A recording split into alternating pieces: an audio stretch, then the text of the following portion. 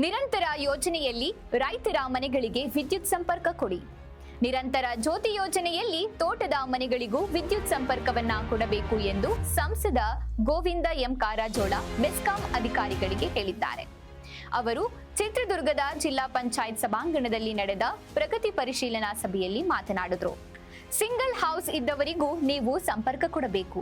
ಅವರ ಮನೆಗಳಲ್ಲಿ ಶಾಲೆಗೆ ಹೋಗುವ ಮಕ್ಕಳಿರುತ್ತಾರೆ. ನಿಮ್ಮ ಎಲ್ಲ ಎಇಇಗಳಿಗೆ ತಿಳಿಸಿ ಹೇಳಬೇಕು. ನಿಮ್ಮಲ್ಲಿ ಅನುದಾನವಿಲ್ಲದಿದ್ದರೆ ಅವರ ಹಣದಲ್ಲಿ ಹಾಕಿಕೊಳ್ಳಲು ಅನುಮತಿ ಕೊಡಿ ಎಂದರು. ಪವರ್ ಸಪ್ಲೈದೊಳಗೆ ನಿಮಗೂ ನೋಟಿಸಿಗೆ ಬಂದಿರ್ತದೆ. ಊರಿಂದ ಪಕ್ಕದಾಗ ತೋಟ ಗಿಟ್ಟ ಇರ್ತಾವ, ಮನೆ ಅಲ್ಲೇ ಮಾಡ್ಕೊಂಡು ಇದ್ರು ಅವ್ರಿಗೆ ನಿರಂತರ ಜೊತೆ ಕನೆಕ್ಷನ್ ಕೊಡಿ ಅಂತ ಕೇಳ್ತಾರ. ನಮ್ಮ ಮಕ್ಕಳು ಸ್ಕೂಲ್ಗೆ ಹೋಗ್ತಾರ, ಕಾಲೇಜ್ಗೆ ಹೋಗ್ತಾರ, ಓದ್ಲಿಕ್ಕೆ ಅದು ಬೇಕಾಗ್ತದೆ, ಕೊಡ್ರಿ. ಏನ್ ಮಾಡ್ತೇನೆ ಕೊಡ್ತೇನೆ.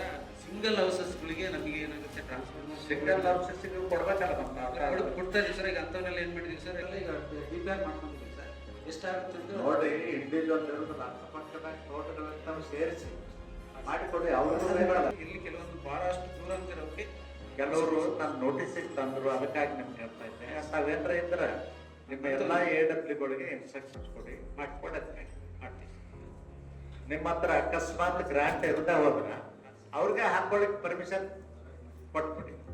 ಅವ್ರಿಗೆ ನಿರಂತರ ಜೊತೆಗೆ ಟ್ಯಾಪ್ ಮಾಡ್ಕೊಳ್ಳಿಕ್ಕೆ ಅವ್ರಿಗೆ ಪರ್ಮಿಷನ್ ಕೊಡಿ.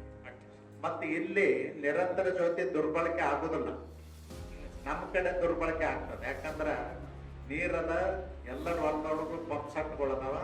ನೀವು ನಿರಂತರ ಜೊತೆ ಹೊಲದೊಳಗೆ ಕೊಟ್ರಿ ಅಂದ್ರೆ ಅದಕ್ಕೆ ಸಿಂಗಲ್ ಫೇಸ್ ಮೋಟರ್ ಹಾಕಿ ಚಾಲು ಮಾಡಿಬಿಡ್ತಾರೆ. ಅದಕ್ಕಾಗಿ ಸ್ವಲ್ಪ ಅಲ್ಲಿ ನಮ್ಮಲ್ಲಿ ರೆಸ್ಟ್ರಿಕ್ಷನ್ ಜಾಸ್ತಿ ಇರ್ತದೆ, ಇಲ್ಲೇನು ಜಾಸ್ತಿ ಇಲ್ಲ. ನಿಮ್ಮ ಜಿಲ್ಲೆನಲ್ಲಿ ಒಟ್ಟು ಎಷ್ಟು IP ಸೆಟ್ಗಳಿದೆ?